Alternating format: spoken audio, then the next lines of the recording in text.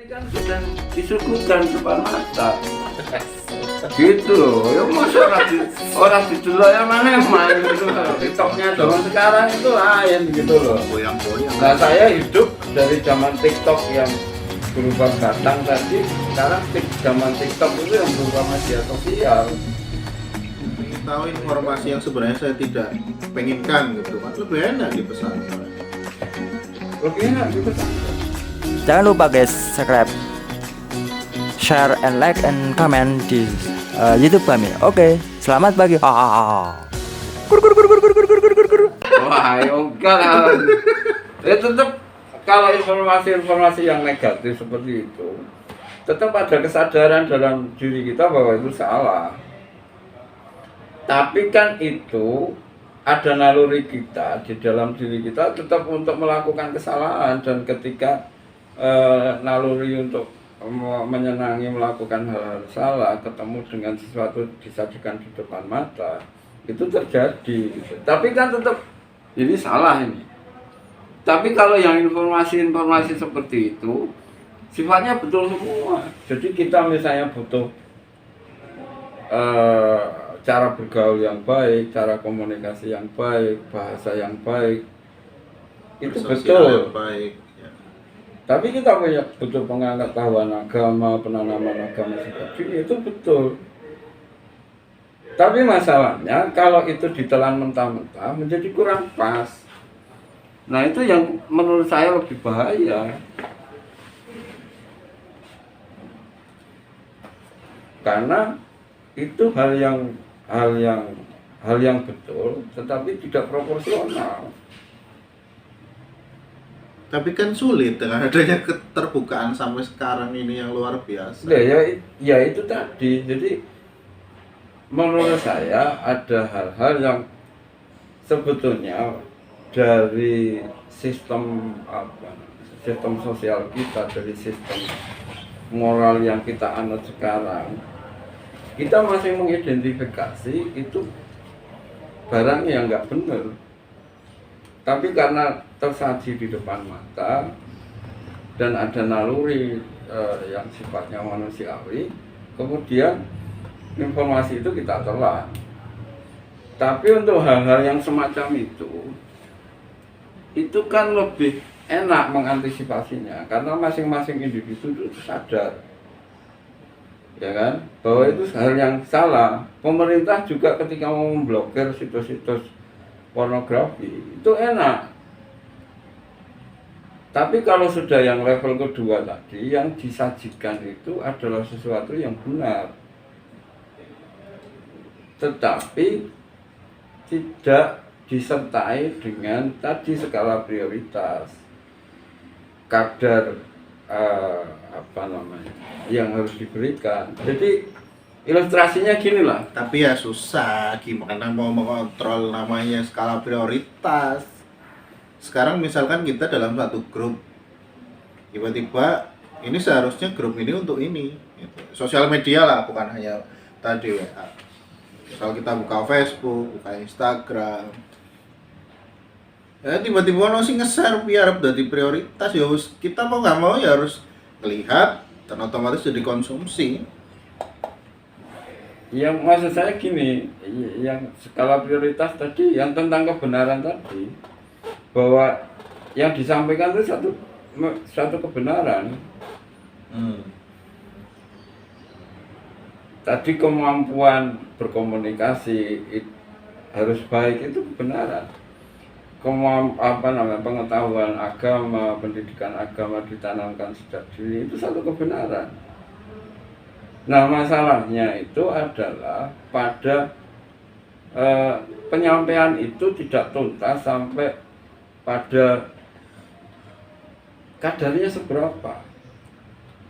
Sosial media ya susah lah sampai tuntas. Dosisnya seberapa? Nah itu yang saya maksud. Pada level yang kedua, sosial media itu menjadi tidak bisa men-screening hal-hal seperti itu.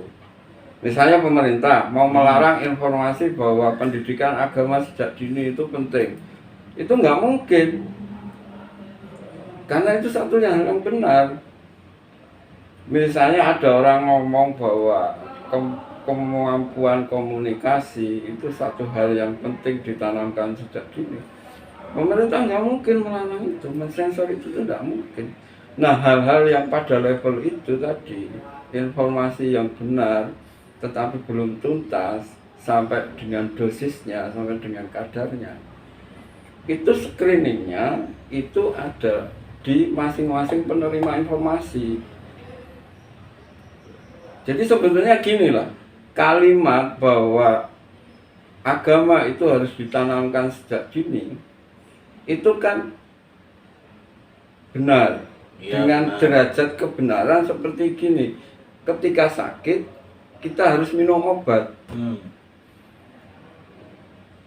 Nah, belum sampai pada titik di mana ketika kita harus minum obat itu harus ke dokter yang tahu dosisnya. Nah, ketika kita ngomong bahwa agama itu harus ditanamkan sejak dini, itu belum sampai pada dosis umur sekian, dosisnya seberapa, apa hal-hal yang harus ditanamkan. Nah, sekarang kan kebayang gitu loh.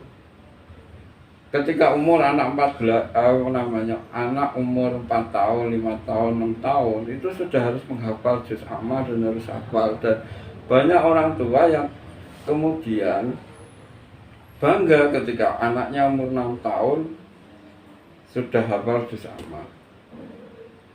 Referensinya siapa? Referensinya misalnya Imam Al-Ghazali itu umur 7 tahun hafal Quran. Tapi itu kan kalau dalam dunia ilmu pengetahuan itu seperti Einstein. Nah, tidak semua orang seperti Einstein, tidak semua orang punya kapasitas seperti Al-Ghazali. Nah, anak-anak kita itu orang biasa, anak-anak kita orang biasa. Sehingga mestinya ada dosis yang agama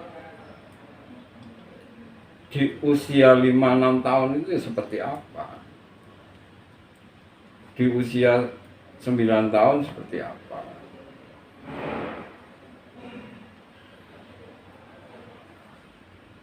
Masalahnya di situ.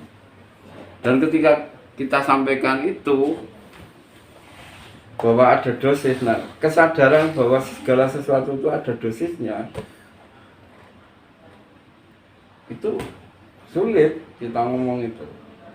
Ya sulit lah. Semakin terbuka loh sekarang informasi itu. Nah, padahal di Quran sendiri itu dibilang bahwa ada ayatnya bahwa Tuhan itu menciptakan segala sesuatu dengan ukuran, dengan dosis.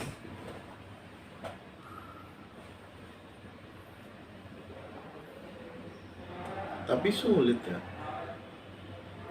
Ya mungkin ada informasi yang sangat cepat, kita bisa mengetahui informasi atau berita yang cepat juga. Cuma saya melihat kondisi saat ini luar biasa. Iya. Iya. Jadi informasi yang banyak bisa kita peroleh dengan cepat gitu. Efeknya adalah kita menjadi tersesat dengan cepat. Itu Mulane gue kan oke kita juga tersesat dengan cepat gitu. Kalau berbicara konteks benar dan salah juga kita nggak tahu benar atau salah.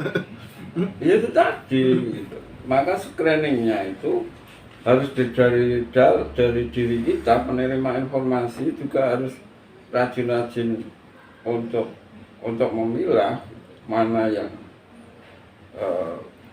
butuh dipikirkan, mana yang tidak, mana yang butuh diproses, mana yang tidak. Soalnya informasi kan apa ya, media mengajak ya, menghimbau ya, semua lah jadi senjata saat ini.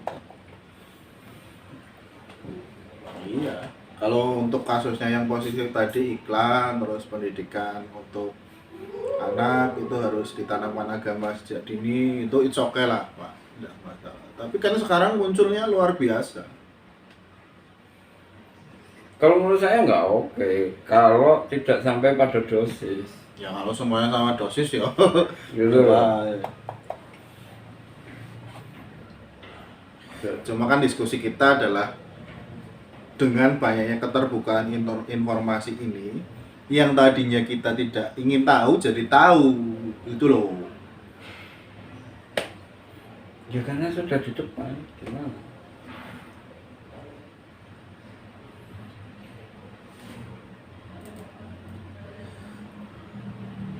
Karena adanya YouTube, TikTok, wah TikTok luar biasa juga.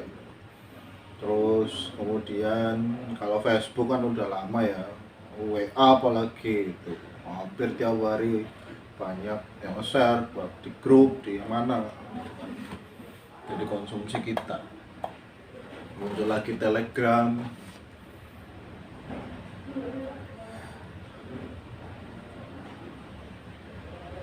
Ya itu nasib kita. Ya, itu nasib kita. Nasib. Itu nasib kita itu. Apalagi generasi saya itu tuh generasi yang kecilnya main TikTok, dalam artian TikTok itu batang, ya ada batang panjang, kemudian ada batang pendek yang ukurannya sepertiga, kemudian nanti bikin lubang ditutupi. Iya, Nah itu TikTok. Nah TikToknya zaman sekarang itu lain gitu loh. Goyang-goyang. Nah saya hidup dari zaman TikTok yang berupa batang tadi, sekarang zaman TikTok itu yang berupa media sosial. Sehingga ya cuma beda konteksnya, Pak. TikTok zaman dulu kan ya masih istilahnya masih natural lah. Lah sekarang itu ya luar biasa lah sekarang itu. Jadi ya anak kecil itu kayak terkena sindrom, akhirnya mainan TikTok. Terus kemudian tiba-tiba dengar musik goyang-goyang sendiri ya.